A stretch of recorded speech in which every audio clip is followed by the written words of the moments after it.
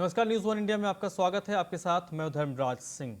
उत्तराखंड की खबरों की हम बात करेंगे, जिसमें सबसे पहले बात मुख्यमंत्री तीरथ सिंह रावत की, जिनके कैबिनेट की आज बैठक हो रही है और बैठक इस वक्त सचिवालय में चल रही है।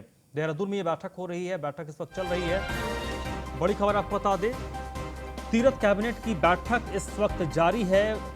हालांकि जो पहले जानकारी थी कि 5 बजे के आसपास ये बैठक शुरू, थोड़ी देरी से बैठक शुरू हुई है और इस वक्त कैबिनेट की बैठक चल रही है। और कैबिनेट की बैठक में संभवतः कोरोना को लेकर जो भविष्य की रणनीति है उस पर मंथन किया जाएगा।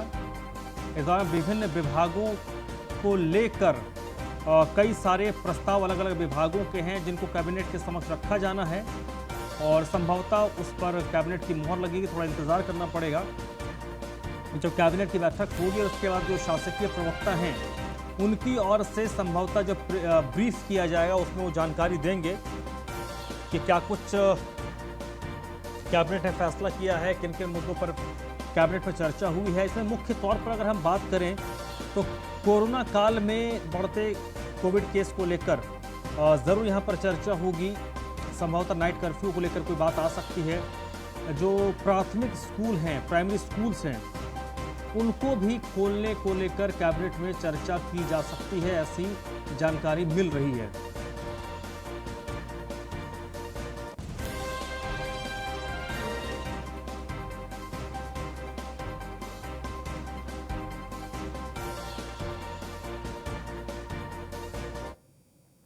फ़हीम इस वक्त मेरे साथ जुड़ चुके हैं, हमारे रेजिडेंट एडिटर, इसी पर ज़्यादा बातचीत ले। फ़हीम, कितने बजे बैठक शुरू हुई थी और कब तक उम्मीद की जा रही है कि बैठक खत्म होगी?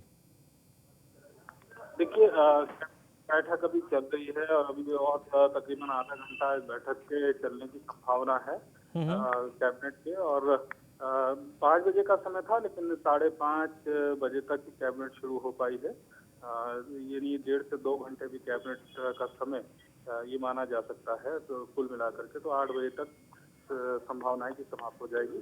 और जैसा कि हम न्यूज़ वन इंडिया दर्शकों को बता रहा था कि कोरोना को लेकर के, उसकी परिस्थितियों से निपटने को लेकर के लंबी चर्चा है कैबिनेट में।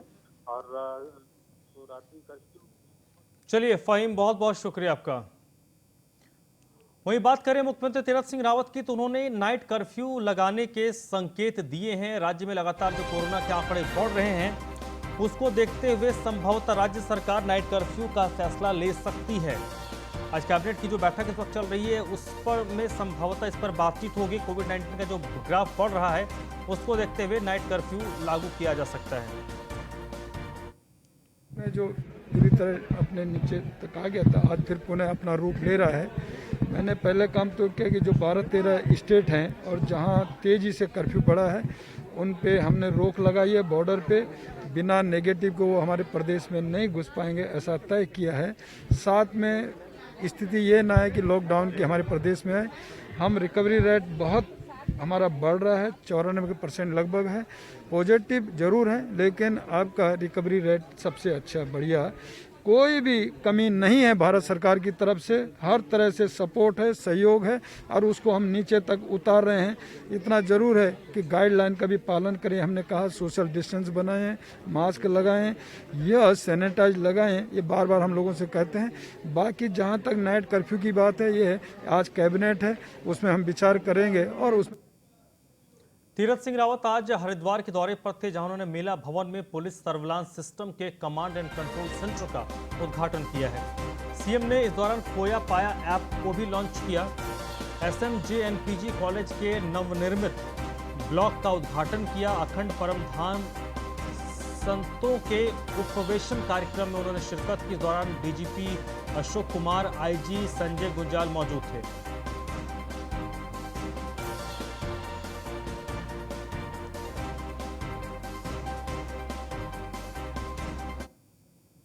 उत्तराखंड में कोरोना के 748 नए केस आए हैं। उत्तराखंड में 24 घंटों में कोरोना से 5 लोगों की मौत भी हो गई है। इसके बाद अगर हम बात करें एक्टिव केस की, तो उत्तराखंड में इस वक्त 5384 एक्टिव केस हैं। कोरोना से अब तक 1749 लोगों की मौत हुई है।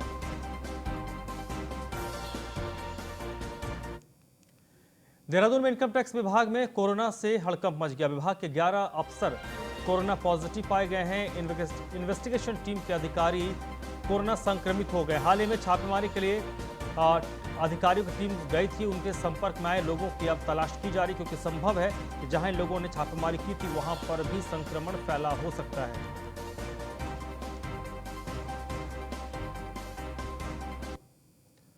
पौड़ी में लगी आग से लगातार वन संपदा को नुकसान हो रहा है। आग के धुएं से पर्यावरण को बहुत नुकसान पहुंच रहा है। इसके साथ साथ पौड़ी शहर के आसपास के जंगलों में लगातार लगने वाली आग से यहां पर रहने वाले वन संपदा तो जलकर राख हो रही है, वहीं सीधा दुष्प्रभाव पर्यावरण के साथ साथ आम लोगों की आंखों पर पड़ रहा है। यहां पर जो जिला चिकित्सालय है, चारधाम की तैयारियों में राज्य सरकार जुटी हुई है। 14 मई को गंगोत्री धाम और यमुनोत्री धाम के कपाट खुलेंगे। उसके बाद 17 मई को बाबा केदार और 18 मई को बाबा बद्रीनाथ धाम के द्वार खुलेंगे। चारधाम की यात्रा में पूरी तरीके से कोविड नियमों का पालन कराया जाएगा। के अंदर कैरिंग कैपेसिटी जिस जगह की है उसको देखते हुए निश्चित रूप में कैरिंग कैपेसिटी के अनुकूल ही हम यात्रा को चलाएंगे और इसके अंदर सोशल डिस्टेंसिंग, सैनिटाइजेशन और मास्क का लगाना अनिवार्य होगा। और जिस प्रकार से पहले भी यात्रा हमारी चली थी उसी प्रकार की यात्रा हमारी आगे चलेगी। सर किस तरीके से लग रहा है सर, अगर अभी उत्तराखंड के लिए तो अच्छे संकेत हैं कि यात्रियों ने पहले बुकिंग कर दी, अगर कोविड ज़्यादा बढ़ा तो कुछ एक प्रभाव पड़ सकता है? कोविड को कंटेन करेंगे, हम कोविड को बढ़ने नहीं देंगे, क्योंकि हम ये चाहेंगे कि जिस तरह से सेग्रीगेशन हो रहा है, जिस तरह से सैनिटाइजेशन की बात की जा रही है, मास्क लगाने की बात की जा रही है, उन सब का ध्यान रखते हुए इसको कंटेन किया जाएगा और मुख्यमंत्री जी के निर्देशों का पालन हम लोग करेंगे और जो भी केंद्र सरकार के जो भी निर्देश हैं उनका पालन होगा। चलिए बढ़ते आगे। एसएसपी टिहरी की ट्रू नोट रिपोर्ट पॉजिटिव आई है। एसएसपी तृप्ति भट्ट ने अपने आप को इस वक्त आइसोलेट अपने घर में ही किया हुआ है। डीएम टिहरी ईवा आशीष श्रीवास्तव भी होम आइसोलेट हुए। एसएसपी का कोविड सैंपल लिया गया था और अब उनकी रिपोर्ट पॉजिटिव आने के बाद अब उनकी रिपोर्ट लेकर उनकी जो एक नई टेस्ट होनी है वो आरटीपीसीआर टेस्ट होगा। 8 अप्रैल को सीएम के घनसाली प्रोग्राम में दोनों अधिकारी मौजूद थे। अगली खबर लालकुआं से है। कोरोना के बढ़ते प्रकोप से प्रशासन अलर्ट हो गया। नैनीताल में प्रवेश के लिए कोरोना की नेगेटिव रिपोर्ट अनिवार्य कर दी गई है। प्रशासन की ओर से अब तक 50 लोगों का चालान किया जा चुका है। कोरोना के तेजी से बढ़ते प्रकोप को लेकर प्रशासन अलर्ट पर है। इसके तहत अब उत्तराखंड के नैनीताल जनपद में प्रवेश करने से पहले कोरोना की जांच रिपोर्ट दिखाना जरूरी होगा है। और जो हमारे जिलाधिकारी महोदय का निर्देश है उसके क्रम में आज हमारे यहाँ पर लालकुआं की स्वास्थ्य टीम, जिसमें हमारे साथ डॉक्टर लव पांडे हैं, हमारे कोरोना वायरस की जो दूसरी लहर चल रही है इसकी रोकथाम हेतु जिलाधिकारी महोदय द्वारा ये सेक्टर मजिस्ट्रेट कोरोना की इसको रोकने के लिए हम लोग यहाँ पर एक तो जो मास्क वगैरह नहीं पहन रहे लोग अभी भी लापरवाही बरत रहे हैं। इतना गंभीर होने के बाद भी इतने लगातार केसेस 1.25 लाख एक दिन में आ रहे हैं। ऐसी स्थिति, भयावह स्थिति आज से पहले कभी नहीं। काशीपुर में जगह जगह पर चेकिंग अभियान चलाया जा रहा है। इस अभियान के दौरान मास्क नहीं पहनने पर सख्त कार्रवाई की जा रही है। काशीपुर नगर क्षेत्र में जगह जगह पर चेकिंग अभियान चलाया जा रहा है। इस अभियान के कारण आईटीआई थानाध्यक्ष विद्यादत्त जोशी के नेतृत्व में पैगा चौकी के अंतर्गत बॉर्डर पर आने वाले लोगों से निपटने के लिए पुलिस अब तैयार है। मास्क नहीं पहनने पर कार्रवाई हो रही है। जो बाहर से जो लोग आ रहे हैं उनकी वहाँ चेकिंग बॉर्डर पे की जा रही है और मास्क और इसकी सोशल डिस्टेंसिंग का ध्यान रखते हुए उनको जिन पे बाद मास्क नहीं है उनके मास्क के चालान किए जा रहे हैं और उनको मास्क वितरित किए जा रहे हैं। साथ ही हिदायत दी जा रही है लोकल लोगों को भी, बाजार में भी, कि अगर ये इस अपराध की पुनरावृत्ति होती है, कोई फिर भी बिना मास्क के चलता है या सोशल डिस्टेंसिंग का पालन नहीं करता है तो उसके खिलाफ कार्रवाई की जाएगी। देहरादून में जिला स्तरीय अधिकारियों की छुट्टियां निरस्त कर दी गई हैं। डीएम आशीष श्रीवास्तव ने सभी छुट्टियां निरस्त की है। इसके अलावा बताया जा रहा है कि 12 और 14 अप्रैल को जो शाही स्नान होना है उसी के मद्देनजर तमाम अधिकारियों और कर्मचारियों की छुट्टी कैंसिल की गई है। और इसकी वजह बताया जा रहा है कि जो व्यवस्था शाही स्नान के दिन मनाना है और उस दिन भीड़ काफ़ी ज़्यादा होती है। कुंभ क्षेत्र में देहरादून का ऋषिकेश और राय वाला क्षेत्र भी आता है। कुंभ और कोरोना के मद्देनजर अफसरों की छुट्टियाँ निरस्त की गई हैं। तो यहाँ पर डोईवाला से अगली खबर है। जौलीग्रांट क्षेत्र में शराब का ठेका खुलने से ग्रामीणों में आक्रोश है। ठेका खुलने से स्थानीय महिलाओं ने कैंडल मार्च निकाला और इस ठेके का विरोध किया है। विरोध कर रही महिलाओं को पूर्व मंत्री हीरा सिंह बिष्ट का समर्थन मिला है। डोईवाल के जौली ग्रांड क्षेत्र में ये शराब का ठेका खोला गया है, जिसका महिलाओं ने देर रात कैंडल मार्च निकालकर विरोध जताया है। ध्यान सारा शराब बेचने और खनन पे बड़ा दुर्भाग्यपूर्ण है। विस्थापित में शराब खोलना मतलब उनको नौजवानों को तबाह करना, वहाँ के विकास को रोकना, तबाही झगड़े फिसाद ये होने। इस तरह से जब वहाँ की महिलाएं इतनी बड़ी तादाद विरोध करें, नौजवान विरोध करें, तो सरकार को इसको महत्व नहीं देना चाहिए, जनता को महत्व देना चाहिए, जनता के नौजवानों के भविष्य को महत्व देना चाहिए। वो शराब बेचने का कारण डोईवाला विरोध। ज्योतिष और शारदा पीठ के शंकराचार्य स्वरूपानंद सरस्वती 3 दिन पूर्व अपने हरिद्वार स्थित शंकराचार्य पीठ पहुंचे, जहां से बृहस्पतिवार को मंगल यात्रा के माध्यम से उनका कुंभ नगरी स्थित छावनी में प्रवेश हुआ। इस मंगल यात्रा कुंभ नगरी हरिद्वार के परशुराम चौक से शुरू होकर शहर भ्रमण करते हुए नीलधारा में बने शंकराचार्य नगर कुंभ छावनी में प्रवेश किया। कर्तव्य है, ये तो आप आकलन करेंगे, जनता देखेगी। ये परंपरा के अनुसार पूज्यपाद ज्योतिष पीठ और द्वारका शारदा पीठ के जगतगुरु शंकराचार्य की पेशवाई है। परंपरा से हर बार जब हरिद्वार में कुंभ आयोजित होता है तो इसी तरह की पेशवाई निकलती है और हमारे यहाँ परंपरा से अग्नि अखाड़ा शंकराचार्य जी की पेशवाई निकालता है। शंकराचार्य जी खुद अपनी पेशवाई नहीं निकालते हैं, अग्नि अखाड़ा, और यहाँ पर जो परशुराम अखाड़ा है, अखंड परशुराम अखाड़ा समिति, उसके द्वारा भी मिल करके ये सुंदर भव्य यात्रा निकल।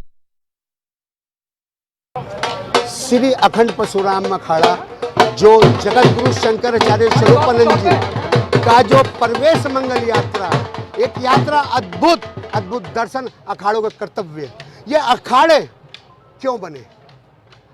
और इस वक्त बरेली से एक तस्वीर सामने आई है जो कोरोना के इस काल में हैरान करने वाली है। जब सरकार कोरोना की रोकथाम के लिए कई सख्त कदम उठा रही है, खुद मुख्यमंत्री योगी आदित्यनाथ मैदान में हैं, तो फील्ड में तो बरेली में महज विरोध के लिए कोविड नियमों को तार-तार कर दिया गया।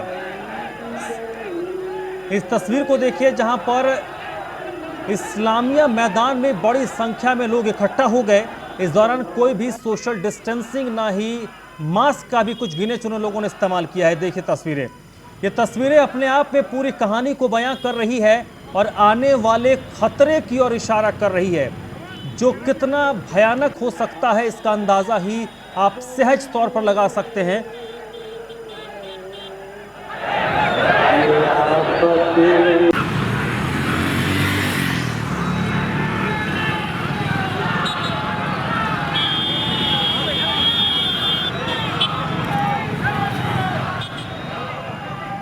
तो ये एक्सक्लूसिव तस्वीर है बरेली की और आप कल्पना नहीं कर सकते हैं। इस तस्वीर को जब आप देख रहे होंगे तो आपको लग रहा होगा ये पिछले साल 1-1.5 साल पुरानी तस्वीर होगी, क्योंकि कोरोना के काल में जब लगातार तीसरा दिन है आज, जब देश में 1 लाख से ज़्यादा संक्रमित केस सामने आए हैं। उत्तर प्रदेश की बात करें तो 9600 यानी कि तकरीबन 10,000 मामले संक्रमित सामने आ चुके हैं और यह आंकड़ा लगातार बढ़ रहा है। खुद मुख्यमंत्री योगी आदित्यनाथ अलग अलग जगहों पर जाकर, ग्राउंड पर जाकर स्थिति की समीक्षा कर रहे हैं, लेकिन ये बरेली की जो तस्वीर है वो डरावनी है, क्योंकि यहाँ पर कोविड प्रोटोकॉल का खुलेआम उल्लंघन हो रहा है। जो लोग ये सब कर रहे हैं ऐसे विरोध के नाम पर, वो कहीं से भी जाइए, देखिए भीड़, देखिए किस तरीके से विरोध के नाम पर ये भीड़ इकट्ठा हुई। एक्सक्लूसिव तस्वीर है न्यूज़ 1 इंडिया पर। आखिरकार इस तरीके की लापरवाही कोरोना काल में क्यों, ये सबसे बड़ा सवाल है। जो प्रशासनिक मेहनत है, जो सरकारी मेहनत है, कहीं उस पर ये पानी ना फेर दे। हमारे प्यारे आका हजरत मोहम्मद सल्लल्लाहु अलैहि वसल्लम के लिए मोहब्बत और आस्था अपने आका हजरत मोहम्मद सल्लल्लाहु अलैहि वसल्लम से रखता है, जिसके लिए खुद को कुर्बान करना अपनी खुशकिस्मती और सौभाग्य को समझता है। लिहाजा नबी की शान में किसी भी तरह की गुस्ताखी बर्दाश्त नहीं की जाएगी। नरसिम्हानंद ने अपना बेहुदा बयान से इस वक्त अयाज खान मेरे साथ जुड़ चुके हैं इसी पर ज़्यादा जानकारी के साथ। अयाज, क्या जरूरत पड़ी थी, क्या शिकायत थी जो इतनी बड़ी संख्या में लोग एक साथ एक जगह पर इकट्ठा हो गए, सड़क पर उतर आए? ये कोरोना का काल है और ऐसे दौर में ऐसी तस्वीर आना एक परेशानी खड़ी करती है। कहीं ना कहीं ये एक कोरोना की धज्जियां उड़ाती हुई दिख रही हैं। ये तस्वीरें ऐसी एक भयावह सी लग रही है। सबसे अहम बात ये है, पैगम्बर साहब के एक मोहम्मद साहब पैगम्बर साहब के खिलाफ एक अभद्र टिप्पणी की गई थी, उसके खिलाफ कहीं ना कहीं ये बड़ा आक्रोश एक कॉल की गई थी। आज शुक्रवार के नमाज के बाद ये कॉल की गई थी इकट्ठा होने की। यहाँ पे जिले भर के लोग इकट्ठा हुए थे। इस्लामिया मैदान ग्राउंड है, यहाँ पे मुस्लिम समुदाय के लोग इकट्ठा हुए। उनका एक आक्रोश था, उसे गिरफ्तार किया जाए या फिर उसके खिलाफ बड़ी कार्रवाई की जाए। तो इसको लेकर के यहाँ ये आक्रोशित भीड़, इनके नारे भी यही हैं कि इन्हें गिरफ्तार किया जाए। इसको लेकर के इसमें कोरोना का कहीं ना कहीं ख्याल बिल्कुल नहीं रखा गया। कुछ लोगों के मास्क दिखा, लेकिन आक्रोश में इस तरह से कोरोना का इसमें ध्यान नहीं रखा गया। इसको लेकर के ये बड़ा सवालिया निशान खड़ा होता है प्रशासन से। अभी तक किसी तरीके की कोई ऐसी कार्रवाई नहीं हुई है, ना ही करने की इसमें अभी तक कोई डीएम की तरफ से या कप्तान की तरफ से या कोई ऐसा आदेश नहीं आया है जिसपे कोई कार्रवाई की बात हुई हो। हालांकि इसके सवालिया निशान खड़े हो रहे हैं लगातार। अब देखना होगा इसमें कोरोना को लेकर किस तरीके की गाइडलाइन। हालांकि आज रात से 9 बजे से रात्रि कर्फ्यू का ऐलान डीएम ने कर दिया था, 9 से सुबह 5 बजे तक का। लेकिन अब रात्रि से अयाज ये जो आप बता रहे हैं कि आज शुक्रवार है तो जुमे की नमाज होती है और मस्जिद में दोपहर के वक्त बड़ी भीड़ इकट्ठा होती है नमाज पढ़ने के लिए, और उसके बाद ये सब लोग मूव किए हैं अपनी शिकायत को लेकर, अपनी कंप्लेंट को लेकर विरोध दर्ज कराने के लिए।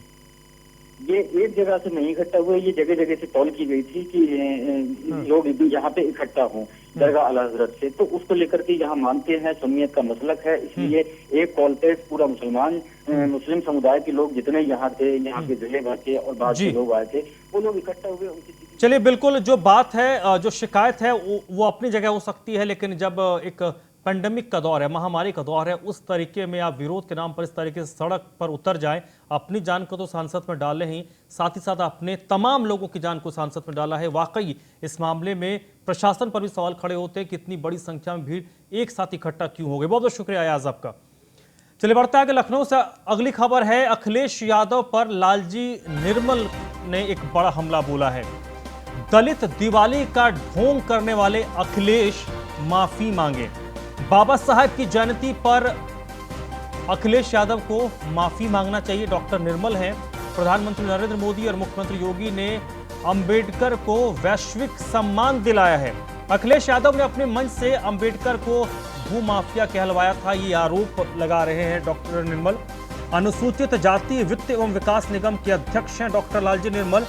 और आपको याद होगा, अखिलेश यादव ने ये ऐलान किया था कि बाबा साहब अंबेडकर के जन्मदिन को वो अपने अंदाज में मनाएंगे, लेकिन उस पर हमला बोला गया है डॉक्टर लालजी निर्मल की तरफ से।